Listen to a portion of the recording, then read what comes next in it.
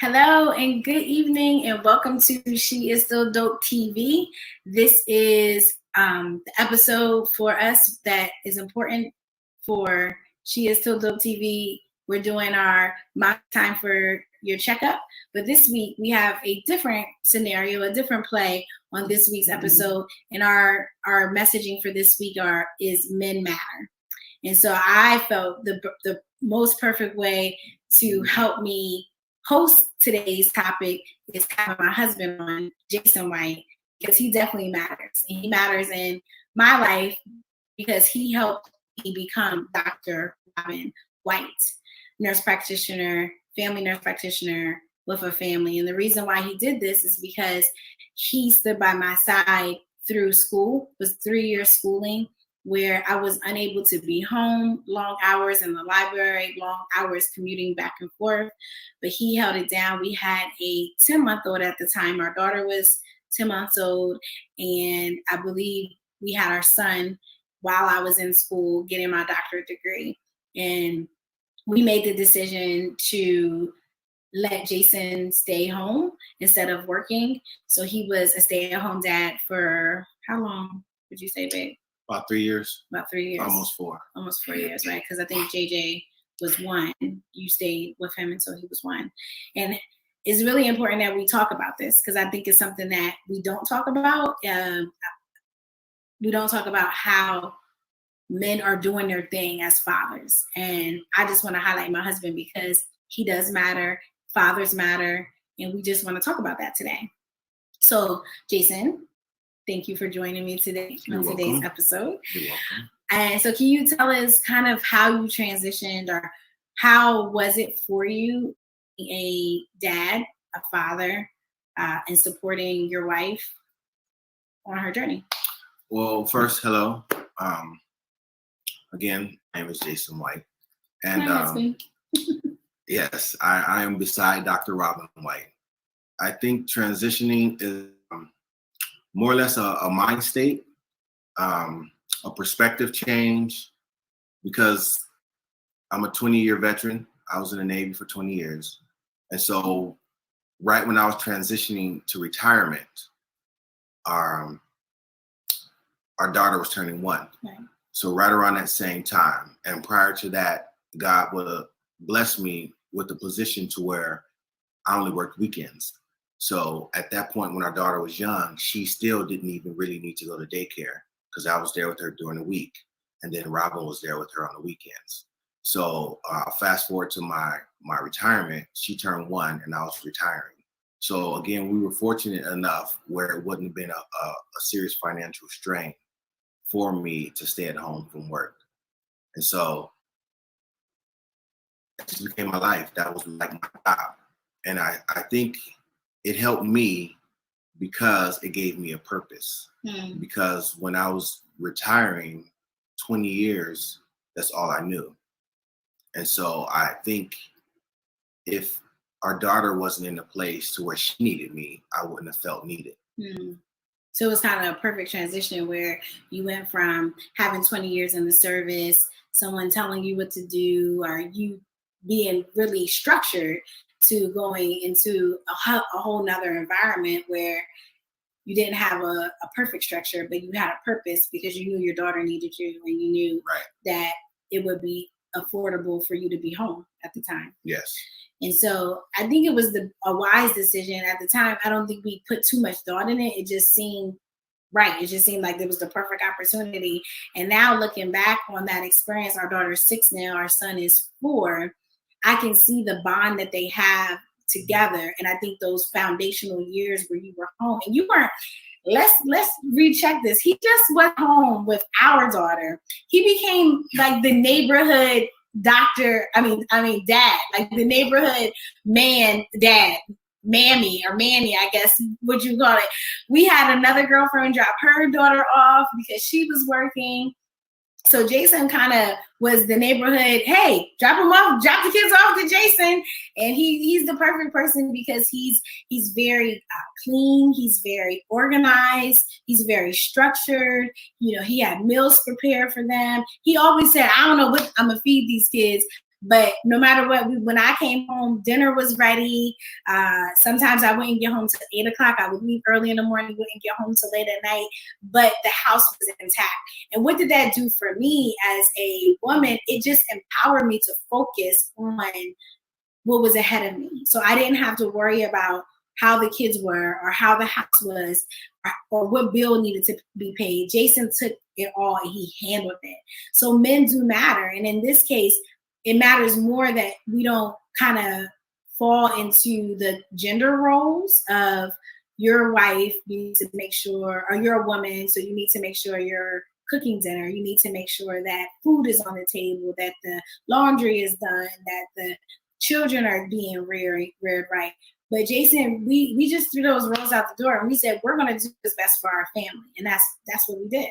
That's what we did. We did what's best for our family. So I pulled up an article that was very empowering. And it was an article by the National Health Department. And basically it talked about making fathers visible in maternal and child health. And it talks about involving fathers in children's lives and what that does. So involved fathers give children a better chance of leading happy and fulfilling lives. For cognitive and social emotional development to education and employment accomplishments, studies have showed that fathers that are more involved are also linked with improved mental health and well-being for the moms.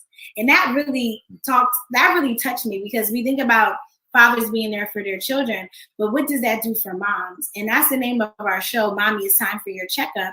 And this is what I want to check up on. Are we making sure that we value the men that are in our lives? Some women don't have husbands, but maybe you have a brother, an uncle, a father, meaning your father, that can be an influential part in your children's life and in your life.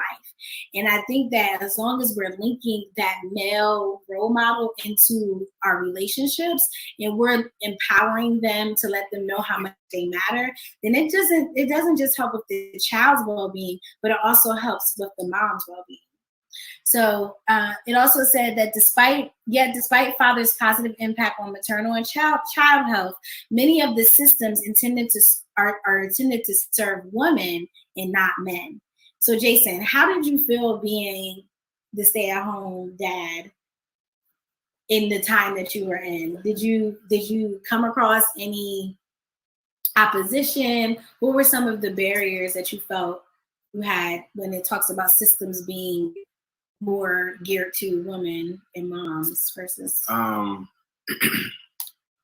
Honestly, I didn't really hit any barriers. I think a lot of times I was almost like the beta project, or I was almost like the mold.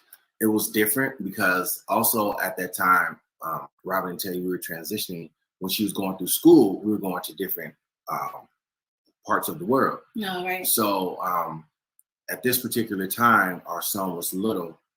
We were in Washington State. Mm-hmm. And so I wanted to have him in swim lessons. Oh, yeah. So I was basically the only male with my child in a sea of women. And wait, babe, what about even the class? It's called a Mommy and Me swim class. Like that was the name of the swim class, like Mommy and Me. Yes. and so it was funny because it almost got me praises. Like the women just welcomed me with open arms. It wasn't like it was a problem, or it wasn't like they looked at me like, wow, like, why are you here? They invited me to go out to lunch with them. I was like, wait. And, no, just kidding. And they offered little play dates and stuff for our little ones with theirs. We actually still keep in contact with a couple of them from our son's swim class. Mm-hmm. The first birthday party, JJ's first birthday party. Yep, his friends and everything. Mm-hmm. So I was blessed and fortunate. I can't really say that I hit any barriers. A lot of the things that people might have needed, whether it would have been a systematic need or something from the county or the state, we just didn't really need it. Yeah. And so I never hit any of those. It was just always, people just saw me with the kids instead of Robyn with the kids. And so I think it was an eye-opener, and it let people know that it wasn't just a gender thing. Like moms aren't the only ones to stay home. Right. And if you notice, if you pay attention, there are a lot of men on YouTube and things like that now showing they are stay-at-home parents, right, or stay-at-home fathers. I would just like to think that I was one of the first ones to right. You should have documented. We should have did a YouTube channel, because now there's so many dad and daughter channels displaying the relationships and the roles that the dads have. Shout out to Dwayne and Michelle. They're our close friends. And Dwayne, he has his daughter on all the time, just showing that relationship and how Black fathers are present. Black fathers are doing their thing. They are being the best dads they can be. They are not silent. They're not all incarcerated, closed doors, but they are alive, well, and present. So another good thing that they highlighted was that we need to develop a support network that empowers fathers in every aspect of their lives to be present. So I would just like to challenge everyone that's listening to look into your own communities and see what programs are out there to help empower men and also showcase men doing what they are designed to do. Men are the head of our household. Without men, we came from, as women, came from their rib. So we can't just do this. And don't get mad at me, to my feminists, because there's a lot of feminists there, and I'm a little bit of a feminist, but I also know the role that each one of us plays, and I know that I came from Jason, and that together we're stronger. But more importantly, he is the head of our home. So as much as I want to be like I'm Shira, hear me roar. The reason why we work well together, because he's probably the only man that can say, okay, babe, you need to settle down. Let's rethink this, right? He can kind of soften that and those edges, and he plays that good role of strong and weak, because he is a man that is very in touch with his emotions and his ability to communicate his needs. And I think that's one of our greatest qualities, even in our marriage, is that we communicate well. Our communication is very open, where we try not to let anything fester. We believe in the Bible verse that says that, tell me, babe, because you know I'm going to say it wrong. Don't let the sun go down. No, don't let the sun set on your wrath. Yeah, meaning don't go to bed angry. Like, we're really big on that. So those are the things that kind of help keep our communication alive and help let us know that we do need each other. And so where he's weak, I'm strong, and vice versa. So we play good. Another important factor that they also talked about is making sure that men are getting their health checkups. So that leads into the our medical part of this discussion, because a big part of inclusion is making sure that our men are alive and well to be able to take care of their families, to be strong in their minds and their bodies. So that means that they need to take care of themselves. Now, I will have to say, I feel like this is where women come in. We definitely need to be making sure our men are getting their checkups. Wouldn't you say, Jay?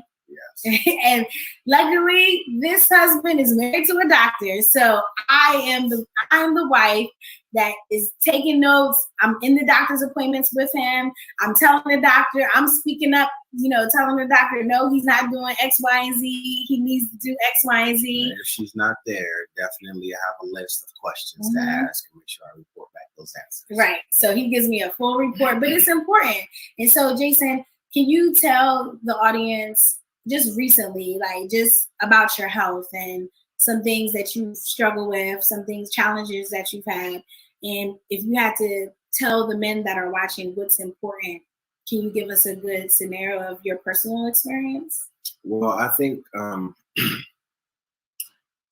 weight has been my biggest struggle. I don't really have a problem with alcohol. I don't have a problem with drugs, anything like that, but I love to eat. Or smoking. You're not a smoker. I'm not a smoker either now.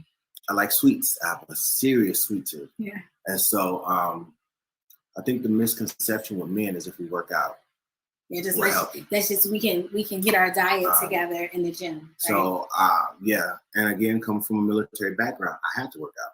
So I have to make sure I'm within standards, within weight standards, within body mass standards. And so that was always my way of life, was some sort of physicality, some kind of physical activity. But that doesn't always make you healthy. So knowing that, even though I was done with the military, I was still working out. But going and getting my checkups, I had a fatty liver. The doctor was not happy with my weight, and with weight comes other issues. Your heart has to work harder. It can be problems with your lungs. You can have hypertension. You know, there's a lot that's involved with weight, and not even just that. Even if you worked out, that doesn't make you healthy internally. So it's all about what you put in your body. And so with doing that, I had to learn how to kind of curb my appetite, curb my sweet tooth, so that I would be more healthy.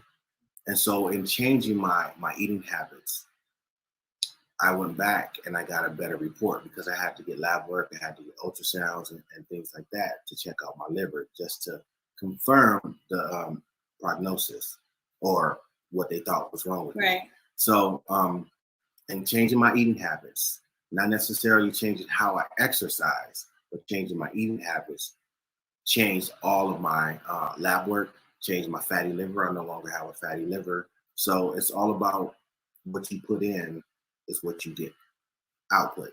Right. And so shout out to him. He is now a health coach. So if you need some health coach assistance, he can definitely assist you. He's being very modest. My husband has lost almost 20 pounds. He has decreased his blood pressure. His blood pressure with medicine will range anywhere between the 130s, 140s. Now, even when he went to the doctor's office, he hadn't even took his blood pressure medicine yet.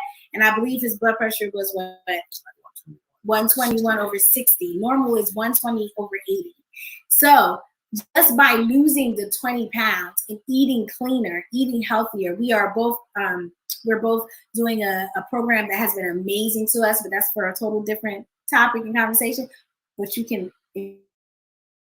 this guy right here, he's taking clients, so you can reach out to him. But yes, that's what it was. It was really with changing our diet and not just thinking about, I can work out, because we worked out together. Y'all saw our TikTok videos. We were strong. We're strong in our bodies, but you cannot work out a bad diet. You can't work out a bad diet. You have to put the things in to fuel your body appropriately so that you can give your body what you need and you can burn fat.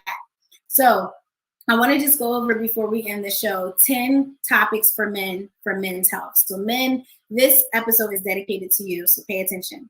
So the first thing is smoking. African American, I'm going to really gear this conversation to men of color, because those are the men in all the studies that are out there have a higher percentage and a higher mortality and a lower life expectancy that decreases with all of these 10 things if you don't. So your life mortality increases if you do not follow all of these 10 things. I want to make sure I say that right. So basically, Black men are targeted in these areas if they do not change by choices. All these things that I'm going to talk about are all lifestyle choices. So the first thing is smoking. African American men should know that smoking causes more bodily harm than just lung cancer. It also contributes to heart disease. And a connection that Black men don't often make is that you don't just get lung cancer because you smoke, but you can get heart disease, because what smoking does, it constricts the vessels that go to your heart, which leads to heart attack and stroke. Although African American men smoke a little less than their white counterparts, they tend not to be told by health professionals that they should quit smoking. So once they have been diagnosed with heart disease, it's too late. So stop smoking. Number 2, HIV and AIDS. In the United States, 1.1 million people have HIV. They're living with it right now. More than half a million of them are African Americans, which is absolutely astonishing, because Blacks only represent 12% of the U.S. population. They account for about 44% of new HIV infections, and there's estimated that 44% of the people who are living with HIV are African American. So put all that together, half of the Black men in our population are living with HIV, roughly.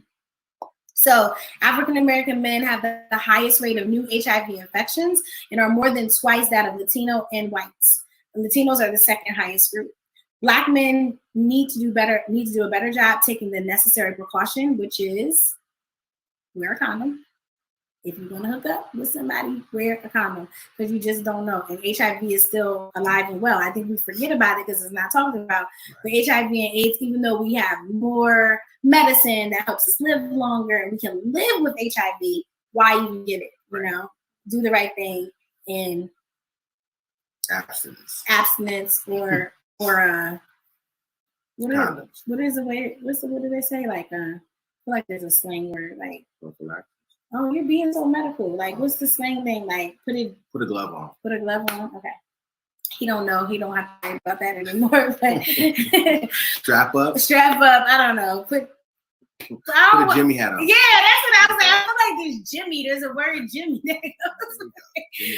So the next topic is sexual dysfunction. Now, this is something that I feel like no one talks about, but we need to talk about, right? So sexual dysfunction is very, very common in all men, specifically Black men. So what is sexual dysfunction? Jason, what's sexual dysfunction? What does that mean to you? I'm having problems. Yep. You're having problems getting ready. Yep. So that means you may not be able to either get an erection or maintain an erection through intercourse. Some of this can be psychological, but some of it can also be physiological, meaning some of it's like all in your mind, maybe you're stressed, maybe, depression, PTSD, anxiety that causes you the inability to have an erection, but some of it can actually be physiologically, meaning there's something internally wrong, specifically different medications. So if you have all the things that Black men get, heart disease, hypertension, lung disease, congestive heart failure, diabetes, any of these things, you take medicine, and some of those medicines actually interfere with your sexual function. So depression is a big one. Depression, many men are walking around with undiagnosed depression and they don't even know it, or stress. Just the stress, I feel like even with the climate of the world, being a Black man in America is stressful right now. So that alone can cause for sexual dysfunction.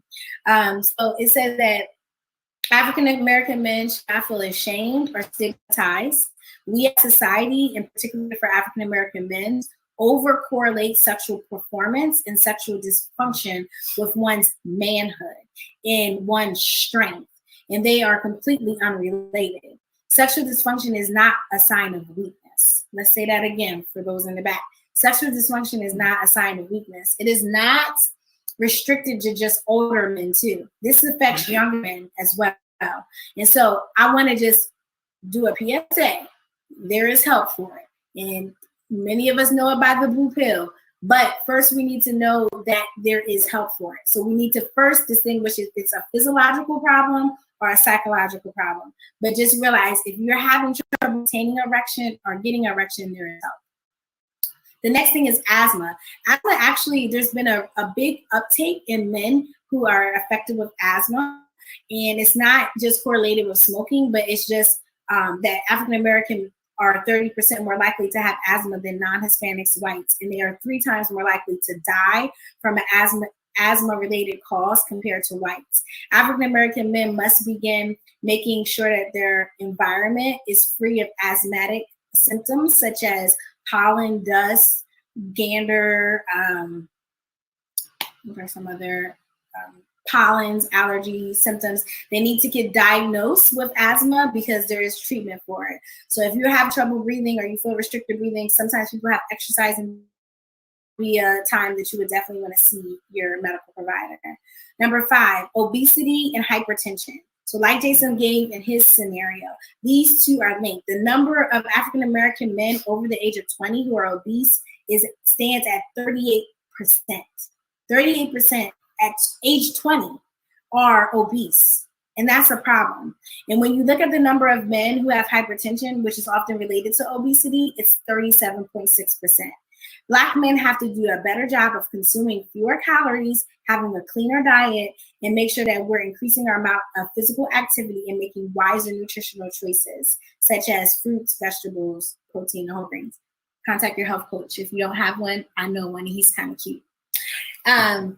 Next is stress relief. We kind of talked about that, but stress is very important topic because it ties into all the other things we talked about. If you're stressed, you smoke more. If you're stressed, you eat more. If you're stressed, you can't have sex more because it's not working. So stress is a big thing. I feel like stress is the umbrella. If you can figure out your stress, then I feel like it can actually help. It's the unspoken reason. Yeah, right? The unspoken reason. So stress relief. Black men need to participate in more stress relieving activities such as meditation, yoga. Babe, you like yoga? I like yoga. Yeah, we do yoga. Extracurricular activities and hobbies. Women, we need to allow our men to have their free time too. They need time alone. They need time away. They need time to escape as well. So we need to offer them self-care. If that's letting him go get a pedicure. Jason gets pedicures. He loves them. So what are some things that you do to unwind, honey? Like she said, pedicure. I like to play tennis. So I'll go do that. Back in the day, I used to play basketball. But for me, just going out and watching a good movie, sometimes I can go for a walk, go for a run, hit the gym, do some weights, ride a bike. All those are good. You know, for a lot of men of color, I know a lot of us play basketball, football, or in some type of league, golf, any sport activity where it causes you to walk, at least walk for a substantial amount of time, you know.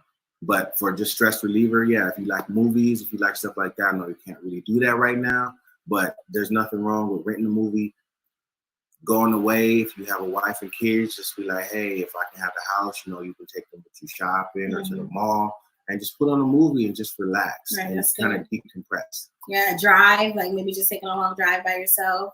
Another good thing is you said video games. My husband's not into video games. He used to be, but I know a lot of wives get upset because their husbands are like always playing video games. But if that's their moment, if that's their time, if that's their escape, then I say, you know, balance it. You know, can't be not paying the bills because you're playing video games and not going to work. But if that's the way that they relieve stress, let them. So stress relief was number 6. Number 7 is prostate cancer. Now, I know a lot of people, before they used to do PSAs, which is prostate specific antigen, where they test to see that number, but that practice has kind of fallen to the wayside, and they only will do that if you have a history, meaning a family history of prostate cancer, or if you have signs and symptoms, meaning maybe you have a trouble urinating, or maybe you can't control your urine. You may have a little bit of micturition or a little bit of dripping at nighttime. Or you have problems with the flow, or it's painful, or there's blood in your urine. Those would be signs and symptoms that maybe make you want to get a PSA to check your prostate.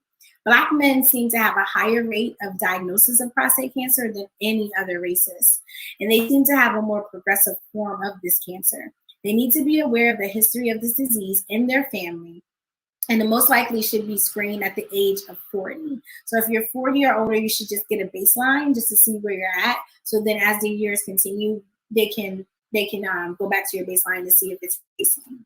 The screening should include 2 tests. These are the things that we don't like to talk about. Babe, do you know how they test for this? I know one. I don't know the other one, unless the PSA is one. But I definitely know. Yep, it's a check with the doctor. Well, tell them, babe, because mainly this is what y'all need to be talking about in the locker rooms. Talk about this in the locker room, but I can tell you today, they actually go and physically check your prostate.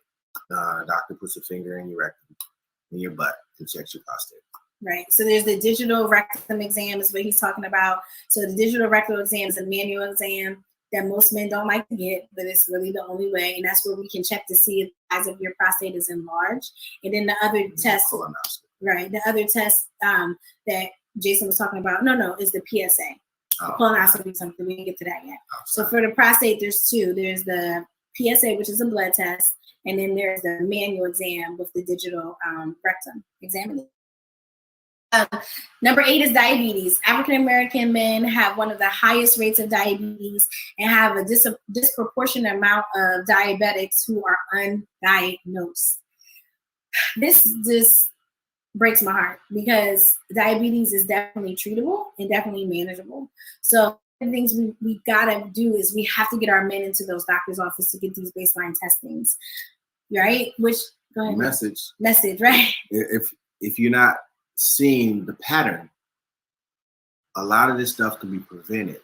but you can't prevent what you don't know about. Yeah, you don't know what you don't know. We have to get educated, and part of education is on seeing the professionals, the doctors, right? So they can let us know prostate cancer is treatable. Yeah, and it's one of the lowest growing cancers, so it's not one that you'll die from if you get early detection. Right. So diabetes, it particularly relates to type 2 diabetes. Walking around with it, and they don't know. The good news is this particularly relates to type 2 diabetes, which accounts to about 95% of all diabetic cases.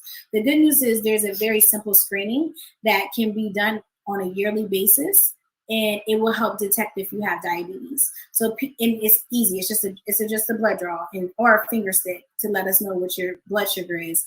And then once you know it, we get it. And guess what? If you have pre-diabetes, meaning your numbers may not be in the diabetic range, but they kind of creep up. That was one of Jason's numbers that he had. He wasn't diagnosed with diabetes, but they said he was pre-diabetic. Pre is good. Pre means you can change it with no medicine. All you have to do is walk and change your diet. So exercise and change your diet. That's what Jason did. And now all his labs are normal. So it's modifiable with lifestyle. So again, choice. So again, like Jason said, we have a theme here: early detection, lifestyle changes, education. Number 9 is mental health. This one should probably be number 1, especially with the state of the world we are in right now. Our men are affected 10 times more than women, but men don't talk about it. Women talk about it all day long. We always talking about our feelings, how sad we are, how stressed out we are. Men don't talk about it. So I would challenge every man, if you have a friend, to say, yo, how are you doing mentally? Okay. Really? How are you doing really? Right. Really, how are you doing? And then wait for a response.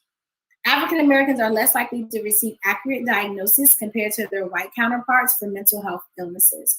For example, schizophrenia has been overdiagnosed in the African American population, and African Americans tend to rely on family, religion, and social communities where they turn for their emotional support rather than going to a healthcare provider. Now, listen, me and Jason are probably the most faithful, Bible-believing, God-loving men and minimum that you'll ever meet. We know God. We know the power of God. We know how God can, how he can set free and deliver. We know it for a fact. But we also know that he gave us doctors, and that those doctors are there for a reason. So if you are struggling with your mental health, go to those religious, areas, community support. But it may be a doctor that you need to give you medicine to help you overcome it. A talk therapist, great shout out to the Green Couch therapist. There are people there that are trained medically and professionally to help us with mental health. And it's time that we say time out for, I ain't going to no shrink. I ain't going to no crazy doctor. Those days are over.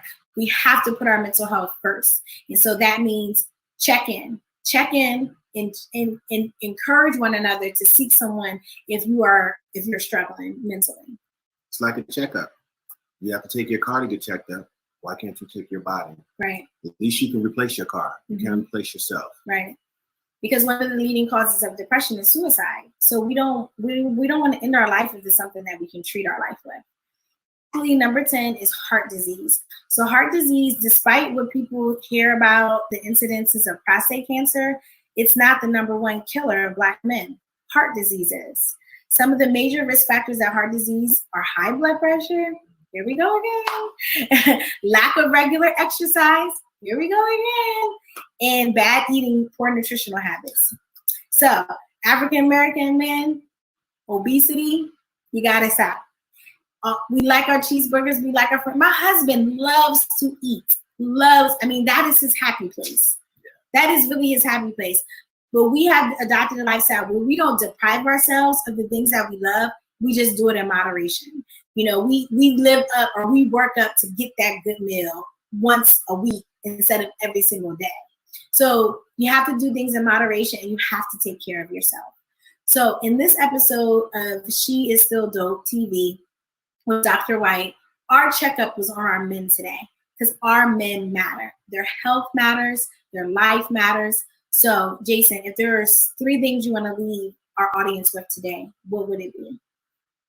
Communication, education, mm-hmm. and true lifestyle or honesty.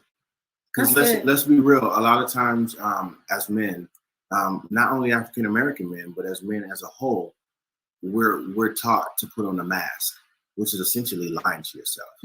You have to be honest. We can't help you if we don't know there's something wrong with you. So those are my three. And we're going to end it there. So don't forget to, you can follow me at drrobynwhite.com. I'm on Twitter, Facebook, Instagram, and Twitter, Facebook, Instagram, and now YouTube. And you can also check out my blog that I'm doing on my website at drrobynwhite.com. Also, make sure that you tune in to She Is Still Dope TV with our weekly episodes, and we'll see you next week. So again, men, you matter. Your health matters. Get your checkups. Bye.